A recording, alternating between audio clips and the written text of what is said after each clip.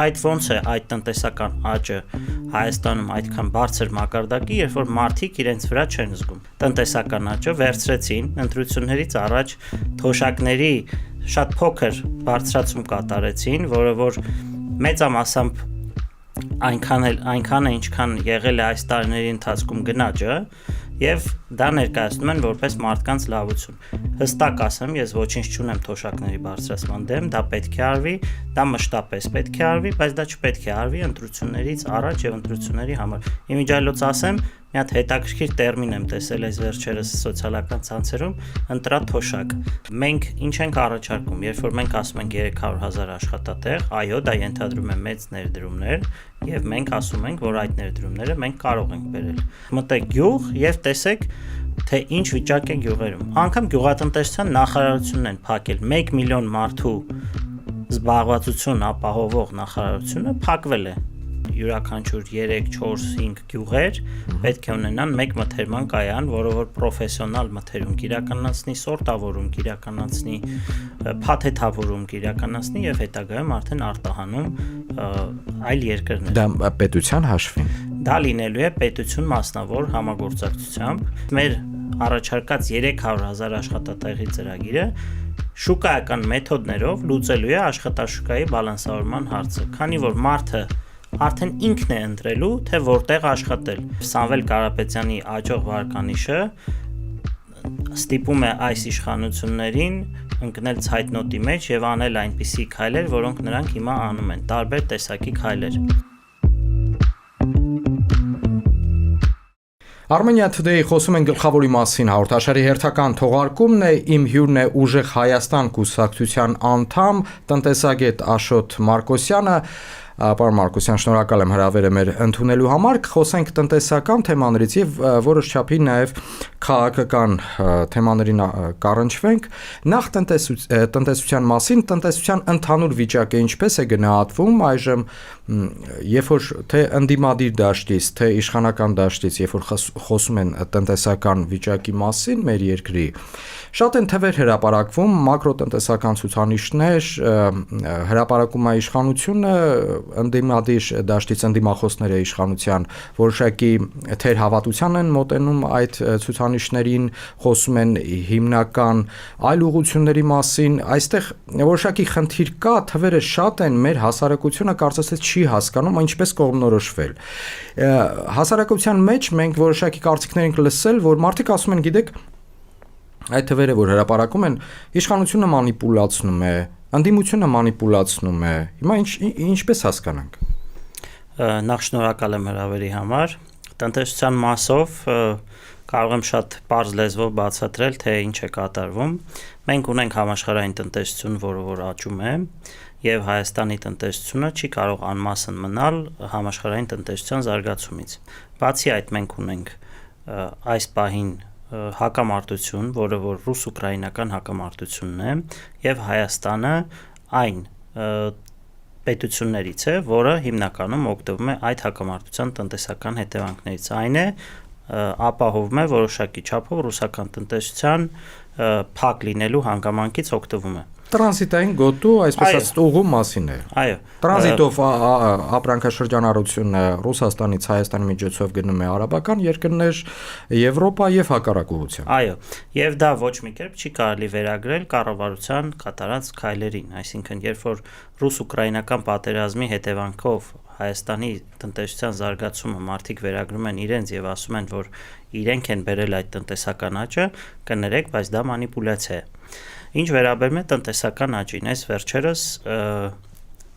Հայաստանի էկոնոմիկայի նախարարը հրապարակեց, որ 2.5 անգամ Հայաստանի ՀՆԱ-ն աճել է 2018 թվականի համեմատ։ Այդ թիվը չենք տեսնում։ Պարզ մանիպուլյացիա։ Այսինքն, էկոնոմիկայի նախարարը վերցնում է 2017 թվականի դրամային անվանական ՀՆԱ-ն, վերցնում է 2025 թվականի անվանական ՀՆԱ-ն, դոլարի է վերածում, քանի որ դոլարի կուրսն է իջել, արժևորվել է դրամը, եւ ստանում է դոլարային ՀՆԱ, եւ մարդկանց մանիպուլացնելով ասում է, որ 2.5 անգամ Հայաստանի ՀՆԱ-ն աճել է։ Այսինքն մենք տեսնում ենք պարզ մանիպուլյացիա, թվերի մանիպուլյացիա։ Բայց մեր քաղաքացուն, պարոն Մարկոսյան, հետաքրքրում է առաջին հերթին, եթե փողի շրջանառությունը մեծանում է գնալով երկրում, ապա ինչու այդ փողը, այդ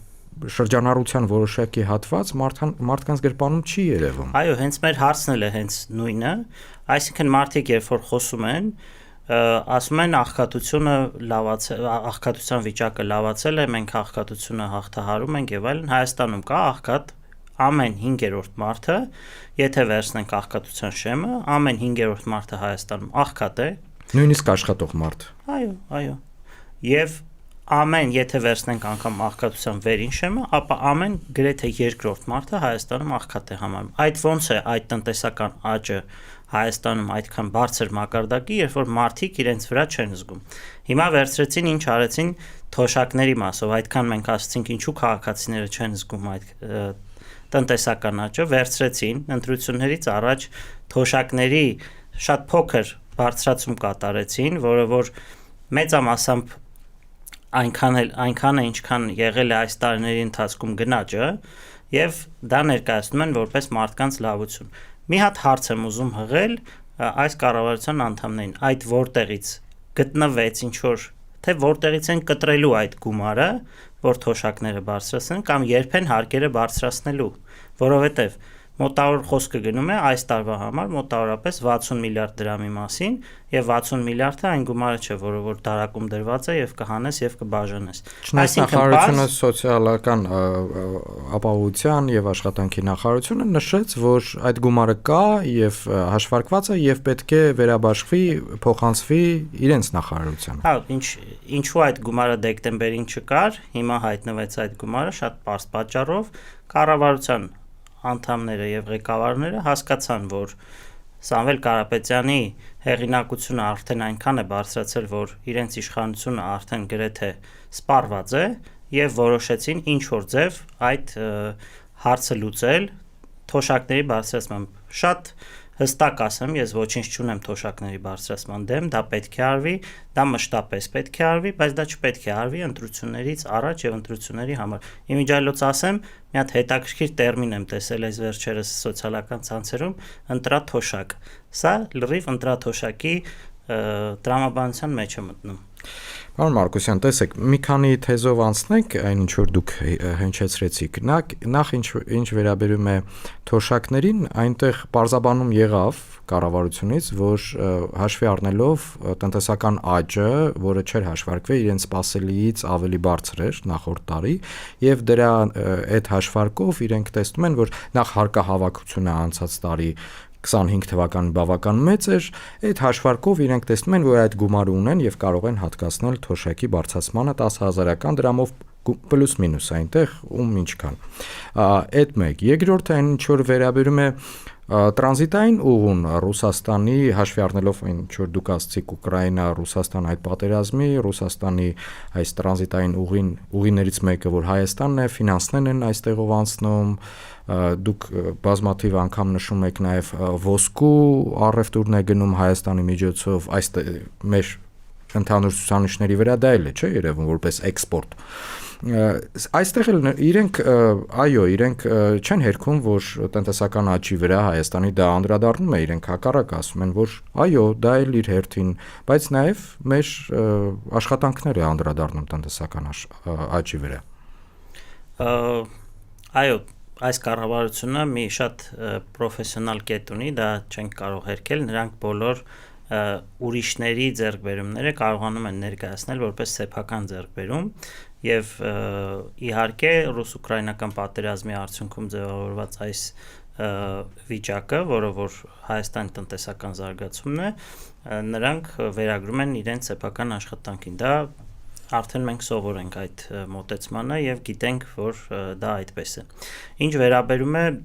ռուս-ուկրաինական պատերազմի հետևանքներին, այո, Հայաստանի տնտեսությունը մեծապես, օրինակ հնայի մեջ, հնան ունենք 7.2% աճ հնայի 2025 թվականի համար։ 2025 թվականի հնայում նրանք հաշվարկվել են անգամ ռուսական ոսկու արտահանումը, որը որ Հայաստան է բերվել կամ չի բերվել, չգիտեմ, այդ վերափոխումներ են ինչ որ արվել եւ դա ներկայացվել է որպես հնայի աճ արդյունաբերության մեջ։ Հարց ենք տալիս, ասում ենք ինչ արդյունաբերական համալիրներ են կառուցվել Հայաստանում, օրինակ 2025 թվականին կամ 2024 թվականին։ Մի քանիսը նշեք։ Մի քանիսը կարող են նշել, որոնցից մեկը միանգամից իրենք նշում են Տաշիր ընկերությունների խմբի կառուցած գործարանները։ Իհարկե, շատ լավ է, որ Տաշիր ընկերությունների խումբը գործարաններ է կառուցել եւ ունի դրա փորձը, սակայն պետությունը չպետք է սահմանափակվի միայն Տաշիր ընկերությունների խմբի կառուցած գործարաններով, այլ պետք է խթանի նաեւ այլ գործարանների կառուցում եւ այլ աշխատատեղերի ստեղծում, որը որ Հայաստանում չի արվում։ Հայաստանի արդյունաբերությունը կարելի է ասել հիմնված է միայն հանքարդյունաբերության վրա եւ հանքարդյունաբերությունն էլ միայն այն տարական հանքարդյունաբերության վրա, այսինքն մենք չենք ստանում վերջնական արդյունք։ Միայն քար։ Միայն քարը հանում ենք, հանքաքարը հանում ենք, սարքում ենք խտանյութ եւ ուղարկում ենք կարծեմ Չինաստան։ Եվ Կամ Եվրոպա էլ է Եվրոպա եւ չինական եւ այլ մեր գործընկերներ ստանում են այն ավելացված արժեքը, որը մենք կարող էինք ստանալ եւ Հայաստանում այդ գումարը մնար, այլ ոչ գնար այլ երկրներ։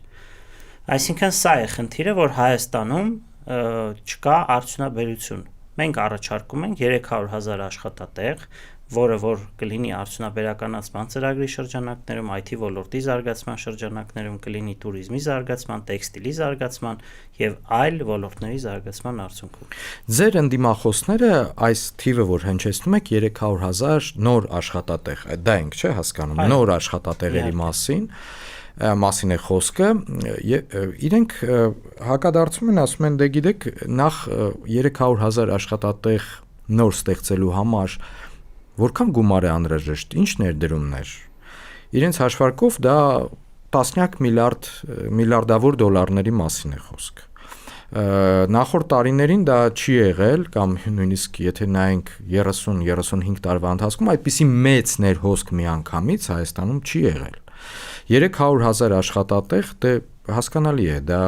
ոչ միայն գործազուրկներին է աշխատանքի վերցնելու ենթադրենք նոր գործարանում, այլ նաև արդեն աշխատանք ունեցող մարդկանց, որոնք որ ինչ որոշ հանգամանքներ հաշվի առնելով կցանկանան աշխատել նոր արտադրամասում։ Այո, շատ կարևոր հարց բարձրացրեցիք, գոյություն ունեցող աշխատատեղերի մասով, օրինակ վերաբաշխումներ եթե լինեն, մենք ինչ ենք առաջարկում, երբ որ մենք ասում ենք 300,000 աշխատատեղ, այո, դա ենթադրում է մեծ ներդրումներ եւ մենք ասում ենք, որ այդ ներդրումները մենք կարող ենք բերել։ Այն ներդրողները, որոնք որ կարող են կատարել այդ ներդրումները, անգամ այս իշխանությունները չեն կարող նրանց դռան մոտ գնալ, ուր մնաց նրանց հետ նստեն եւ բանակցեն այդ ներդրումները բերելու մասով։ Բա Միացյալ Նահանգները, Եվրամիությունը Միացյալ Նահանգները, Եվրամիությունը կատարում են ներդրումներ, որոնք որ արվել են Միացյալ Նահանգների մասով, կարող եմ ասել, TRIP-ի արդյունքում է, դրանք քաղաքական ուղղվածության ներդրումներ են, այսինքն այստեղ տնտեսական բովանդակություն կարելի ասել մեծ հաշվով չկա եւ այդ ներդրումներից հիմնական օգտվող կողմը դա ներդրող կողմն է, այսինքն Հայաստանի Հանրապետությունը երբ որ իր հողն է տալիս այդ ներդրումը անելու համար, իր որոշակի գործառույթներ է պատվիրակում այդ կողմին, մեծ հաշվով մեր կողմը, հայկական կողմը չի ստանում որևէ եկամուտ եւ մի բան էլ ասեմ, օրինակ TRIP-ի մասով Հայաստանը կստանա եկամուտ միայն այն ժամանակ, երբ Ամերիկայի Միացյալ Նահանգները ամբողջությամբ ետգնում կունենա եւ կունենա իր ներդրման վերադարձը, այսինքն մի քանի տարիների ընթացքում Հայաստանը որևէ եկամուտ TRIP-ից պետք է որ չստանա։ Հիմա 300,000 այդ թիվը որ հնչեցրեց ձեր թիմը նոր աշխատատեղ, ձեզ հակադարձեցին կառավարությունից, հակադարձեց դարձյալ աշխատանքի եւ սոցիալական ապահովության նախարար, նշեց, որ այդ 300,000-ը մենք 7-8 տարվա ընթացքում արդեն ստեղծել ենք, ինչի մասին է խոսքը։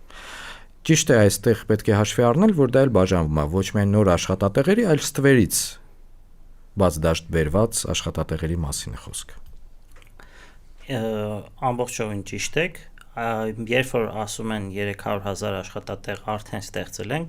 ճիշտ ասած մի միտում էլ ասեմ, նրանք փորձում են ամեն ինչ պատճենել, մենք ինչ ասում ենք, նրանք փորձում են պատճենել եւ նույն բանը ասել, երևի մի քիչ ստեղծագործական մտքի պակաս կա եւ փորձում են նմանակել այն ամենը, ինչ արել ենք եւ ասում ենք, 300,000 աշխատատեղին վերադառնալով ասեմ, որ 300,000 աշխատատեղ, երբ որ ասում են ստեղծել ենք, մենք մի հատ շատ պարզ թվաբանական հաշվարկի մասին ենք խոսում, ասում ենք 2017 թվականին կար 220-230,000 գործազուրկ գրանցված։ Հիմա գրանցված գործազուրկների թիվը 180-190,000 է, տարբերությունը ակնհայտ է 40,000, 40-50,000։ Երբ որ նրանք ասում են 300,000 աշխատատեղ ենք ստեղծել, ասում ենք լավ, այդ 300,000 աշխատատեղը երբ որ ստեղծեցիք, բա գործազրկությունը ինչի չիջավ։ Իրենք ասում են իջավ։ Դարձյալ հողմ են անում վիճակագրական ծառայությանը։ Թվերով եմ ասում, 220,000 հանած 180,000, տարբերությունը ինչքան է, 40,000, 300,000, ճիշտ է մի քիչ իրենք թվաբանական հաշվարկներում խնդիրներ ունեն, բայց այդ 300,000-ը ոչ մի կերպ չենք կարող տեղավորել 220,000-ի եւ 180,000-ի տարբերության մեջ։ Նույնը կարող եմ ասել զբաղվածության մասով։ Մի թիվ կա զբաղվածության մասով, որը հրապարակում է ԱՎԾ-ն։ Դա մոտավորապես Հայաստանում զբաղվածների թիվը, դա ֆորմալ զբաղվածությունը եւ ոչ ֆորմալ զբաղվածությունը, դա մոտավորապես 1.1 միլիոն, 1.2 միլիոնի կարգի է։ Այդ թիվը էական տարբերություն չի կրել 2017-18 թվականների եւ այժմյան թվերի միջև, այսինքն երբ որ ասում են 300,000 աշխատատեղ ենք ստեղծել, դա ուղղակի վերադասավորումներ են այդ կոնֆիգուրացիաներում։ Մենք ինչ ենք ասում, Հայաստանում տարբեր գնահատականներով գոյություն ունի մոտավորապես 500-ից 600,000 գործազուրկ մարդ, այսինքն մարդիկ, որոնք որ հոգնել են փնտրել աշխատանք եւ այլն, իրենք արդեն գործազուրկների մեջ չեն գրանցվում։ Նրանք գրանցվում են աշխատուժից դուրս բնակչության մեջ։ Այդ թվում տաքսիստները, որոնք որ վերջերս բողոքի ակցիաներ են իրականացնում են, եւ այդ մարդիկ ուղղակի չեն հաշվառվում ոչ միտեղ։ Եվ օրինակ ես շատ եմ ասում այս կառավարության անդամներին, ասում եմ գնացեք մի հատ գյուղ, մտեք մարդկանց տները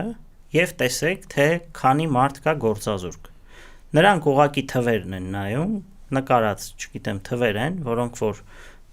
տարբեր մեթոդոլոգիաներով հաշվարկած, բայց ռեալ կյանքում գնացեք մտեք գյուղ, իմիջիայլոց գյուղում ապրում է 1 միլիոն մարդ, Հայաստանի գյուղերում ապրում է 1 միլիոն մարդ, գնացեք մտեք գյուղ եւ տեսեք, թե ինչ վիճակ է գյուղերում։ Անկամ գյուղատնտեսության նախարարությունն են փակել 1 միլիոն մարդու զբաղվածություն ապահովող նախարարությունը փակվել է։ 1 միլիոն մարդ Հայաստանում, որ ապրում է գյուղում, չունի գյուղատնտեսության նախարարություն։ Սա աբսուրդ է։ Եվ Հայաստանը իր պարենային ապահովվածությամբ եւս դրանից տուժում է։ Այսինքն, երբ որ ամեն ինչ աշխատի ճիշտ, կառավարումը լինի ճիշտ, Հայաստանում ամեն ինչ կընկնի իր տեղը։ Գերատեսչությունների մասին խոսեցիք, ձեր իշխանության պարագայում, եթե իշխանության գաք, ապա գյուղատնտեսության նախարարության ակնարկում եք, որ այդ նախարարությունը դարձյալ կվերականգնվի որպես գերատեսչություն։ Այո, գյուղատնտեսության նախարարությունը պետք է վերականգնվի եւ Հայաստանում պետք է զարգանա գյուղատնտեսությունը, արդյունավետ գյուղատնտեսություն եւ գյուղատնտեսությունը պետք է ապահովի մեր գյուղի բնակչության եկամուտները։ Այսինքն մենք ինչ ենք մեր կետերից 4-րդը բերքի մթերում, ինչ ենք ասել 4-րդ կետի շրջանակներում։ Գյուղացիները մեր հիմնականում Արարատյան դաշտի եւ Արմավիր, այո, հողագործությամբ եւ այգեգործությամբ զբաղվող մարզերը, նրանք ինչ խնդիրների են բախվում։ Նրանք աճեցնում են բերքը, վերցնում են վարկեր, ճռում են այդ վարկերի տակ, օր ու գիշեր աշխատում են գյուղի ժողովուրդը եւ սեզոնի վերջում բերքը եթե լավ է լինում, էլի տխրում են, երբ որ վատ է լինում, էլի տխրում են։ Ինչն է պատճառը։ Երբ որ բերքը լավ է լինում, նրանք խնդիր են ունենում մթերման։ Այսինքն մարդիկ չեն կարողանում իրենց բերքը վաճառել։ Կամ գնորդները շատ ցածր գին են առաջարկում այդ բերքի համար եւ մարդիկ ստիպված են այդ բերքը կամ թափել կամ շատ էժան գնով տալ, որը որ չի փակում անգամ իրենց ծախսերը։ եւ ունենում են դիզվառելիքի խնդիր, ունենում են պարարտանյութի խնդիր, ունենում են վարկեր փակելու խնդիր։ Բա սուբսիդավորման ծրագրերը, որ կառավարությունը իրականացնում է։ Այո, սուբսիդավորման ծրագրերով, որ իրականացնում են, տարեկան մոտավորապես 40 միլիարդ դրամի ներարկում է կատարում հարկատուների հաշվին, եւ այդ ներարկումների արդյունքում ասեմ ձեզ, որ բացառությամբ անցյալ տարվա մենք ունեցել ենք գյուղատնտեսության անկում բոլոր տարիներին։ Եվ անցյալ տարի մի փոքր աճ ունենալով անգամ չենք հասել 2018 թվականի մակարդակին։ Այսինքն Հայաստանը, որտեղ որ 1 միլիոն մարդ ապրում է գյուղում եւ պետք է ունենա զբաղվածություն եւ արտադրանք տա, մենք ունենք գյուղատնտեսության անկում։ Ինչքան վատ պետք է կառավարել, ինչքան թույլ կառավարում պետք է անել, որպեսզի այս երկրի պոտենցիալը այսքան վատնվի։ Այս պարագայում ձեր ծրագրով ինչ եք առաջարկում ավելի հասկանալի, այսինքն հասկացա բիզնեսը ցանկանում է ավելի ցածր գնով իրեն այդպես է ձեռնտու վերարտադրողները, ենթադրենք գինե կոնյակ եւ գինի արտադրողները, եթե խաղող են մթերում, իրենց ավելի ձեռնտու է ցածր գնով եւ ամեն ինչ անում են որ իջեցնեն այդ գինը մթերման, դե չգիտեմ, դա շանտաժ կարելի է անվանել, այսինքն մարդուն թողնում են այնպիսի իրավիճակի մեջ, որ կամ պիտի հենց հիմա մթերի ցածր գնով, կամ տանի ներեցեք աղբաման, այլ տարբերակ չունի, դրա համար ստիպված լավ ասում, վաճառում է այդ իր ամբողջ բերքը։ Այս պարագայում պետության ներգրավվածություն այս մթերման գործընթացում պարզ լեզվով ասած որը պետք է լինի։ Մթերման կայանը, որը որ մենք առաջարկում ենք մեր երկրի մեկ կայանը թե չէ, յուրաքանչյուր մարզում, ամբողջ երկիրը ոչ միայն մարզում, այլ յուրաքանչյուր 3, 4, 5 գյուղեր պետք է ունենան մեկ մթերման կայան, որը որ պրոֆեսիոնալ մթերում կիրականացնի, սորտավորում կիրականացնի, փաթեթավորում կիրականացնի եւ հետագայում արդեն արտահանում այլ երկրներ։ Դա պետության հաշվին։ Դա լինելու է պետություն մասնավոր համագործակցությամբ եւ պետությունը աջակցելու է այդ ծրագրերի իրականացմանը։ Դա չի լինելու պետական ծրագիր, դա լինելու է պետություն մասնավոր համագործակցությամբ։ Ինչ է անելու մթերման կայանը։ Մթերման կայանը նախորոք սեզոնի սկզբում գյուղացիական տնտեսությունների հետ կնքելու է պայմանագրեր, ֆիքսելու է այն քանակը եւ գումարը, որով նա պատրաստ է ձեռք բերել գյուղացիական տնտեսություններից իրենց աճեցրած բերքը եւ իհարկե որը պետք է համապատասխանի նաեւ տարբեր չափանիշների եւ այդ բերքը ինքը վերցնելով գյուղացիական տնտեսություններին տալիս է ամենակարևորը կանխատեսելիություն, այսինքն գյուղացիական տնտեսությունը սեզոնի սկզբում գիտի որ եթե ինքը աճեցնի 5 տոննա օրինակ բերք ինքը կունենա այսքան գումար եկամուտ մարդկանց համար լինելու է կանխատեսելիություն, որը ամենակարևորն է։ Բացի այդ, գյուղացիական այդ տնտեսությունները կարող են ունենալ կանխատեսելիություն նաև օրինակ դիզվառելիքի մասով, պարարտանյութի մասով, որովհետև մթերման կայանը օգնելու է նաև այս հարցերում, որպեսզի մարդիկ այդ վարկերի տակ չճռան եւ հետո չիմանան թե ինչպես փակեն այդ վարկերը։ Կառավարումը որպես այդպեսին պետք է գյուղատնտեսության նախարարությունը իրականացնի։ Դա իրականացվելու է մասնավորի կողմից եւ գյուղատնտեսության վերահսկողությամբ։ Այս պարագայում նաեւ քանի որ դուք արծացեցիք այդ հարցը, վերադառնալով առաջին հարցին, երբ որ գնում ենք գյուղեր, երբ որ նույնիսկ որը Երևանի այլ քաղաքների բնակչի շատերի տուն ենք մտնում, տեսնում ենք, որ եկամուտ ունի, բայց եթե եկամուտը այնպեսին չէ, որը կբավարարի լիարժեք ընտանիքի լիարժեք բյուջեին։ Շատ է խոսվում միջին աշխատավարձի նվազագույն զամբյուղի մասին, ապահովման, մարդիկ չեն հասկանում, լավ, ինչպես կողմնորոշվել այստեղ, այդ աշխատավարձը կաճի թե չէ, այդ աճի վրա ինչ պետք է ազդի, ենթադրենք մասնավոր ընկերությունում է աշխատում, ինչպես պետք է մասնավորը ի վերջո այն մտքի գա, որ պետք է աշխատավարձերը իր աշխատակիցների բարձրացնի։ Հենց մեր ասած 300,000 աշխատատեղի ստեղծումը մեծ հաշվով բերելու է այն շուկայական բալանսը, որը որ պետք է բերի աշխատաշուկայի բալանսավորման։ Այսօր հիմնականում գործատուները ունենում են մոնոպոլ դիրք։ Երբ որ մարդը ուզում է փոխել աշխատանք, Երևանի մասին շատ կարող ենք դրա մասին չասել, Երևանում քիչ թե շատ ունենք մրցակցային աշխատաշուկա, քանի որ տնտեսության մեծ մասը կենտրոնացած է Երևանում, բայց մարզերում ունենք գործատուներ, որոնք որ միակն են այդ քաղաքում կամ գյուղում կամ տարածաշրջանում, եւ հենց այս մեր առաջարկած 300,000 աշխատատեղի ծրագիրը շուկայական մեթոդներով լուծելու է աշխատաշուկայի բալանսավորման հարցը, քանի որ մարդը արդեն ինքն է ընտրելու, թե որտեղ աշխատել, իրեն ձեռք չի տա աշխատանքը 100,000 դրամով, 150,000 դրամով, մյուսը կառաջարկի նրան 200,000 դրամ աշխատած եւ մարդը իրավունք եւ հնարավորություն կունենա ընտրելու իր գործատուին, որը որ հիմա մարդիկ չունեն։ Հիմնականում մարզերում այդ հնարավորությունը չկա, որովհետեւ կա մեկ գործատու, որը որ ամբողջ շրջանին ապահովում է աշխատանքով։ Եվ ամփոփելով, հարցերը շատ են, բայց վստահ եմ, որ շատ ժամանակ պետք կլինի։ Ամեն դեպքում այս հարցն էլ տամ, ամփոփելով տնտեսության թեման, ֆինանսական շուկայում ինչ է կատարվում։ Ի վերջո մարդիկ դուք արծացեցիք, որ վարկ են վեցնում եւ այդ վարկերը ցածր տոկոսադրույքներով չեն։ Ցավալի է, բայց այդպես է։ Իհարկե հաշվի ենք առնում, որ մեր տնտեսությունը, Հայաստանի տնտեսությունը այն զարգացվածության աստիճանի չի, որ մրցակցի եվրոպական երկրների շատ համեմատությունները շատ են, չէ՞ լինում, ասում են, գիտեք, այնտեղ նույնիսկ անշարժ գույքի ձեռքբերման այդ հիպոթեկային տոկոսադրույքը 3-5% կամ այդ շրջանակում լինում, իսկ մեզ մոտ 10 քանի, եթե ոչ 20-ի է հասնում։ Ինչպես պետք է ի վերջո հասկանում ենք, որ կենտրոնական բանկը շատ գործառույթներ, շատ գործիքների ձեռքում չունի, որպեսզի ազդի մասնավոր բանկերի վրա այդ տոկոսադրույքների բաշխման, բայց ինչպես պետք է այդ հարցը լուծվի։ Աշխարհում ինչպես է ընդունված, վարկերի տոկոսադրույքների մեծամասամբ կախված են կենտրոնական բանկի սահմանած տոկոսներից, այսինքն կենտրոնական բանկի վերաֆինանսավորման տոկոսադրույքը մեծամասամբ որոշում է նաև տրվող վարկերի տոկոսադրույքները։ Մենք այստեղ ունենք մեծ խզվածություն, այսինքն երբ որ տնտեսությունը ստանում է վարկեր, վերաֆինանսավորման տոկոսադրույքի եւ այդ վարկերի միջև կա մեծ խզվածություն։ Դա ունի օբյեկտիվ եւ սուբյեկտիվ պատճառներ։ Օբյեկտիվ պատճառներից են օրինակ կարող եմ նշել երկրի ռիսկը, որովհետեւ Հայաստանում երկրի ռիսկը ավելի բարձր է գնահատվում, քան օրինակ Գերմանիայում։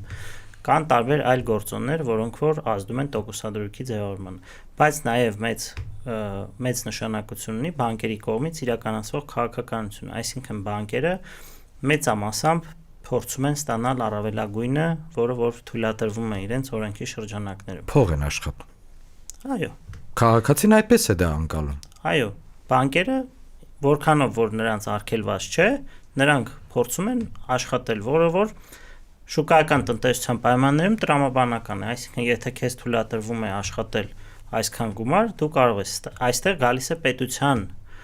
դերը որպես կարգավորիչի եւ կենտրոնական բանկի դերը որպես կարգավորիչի,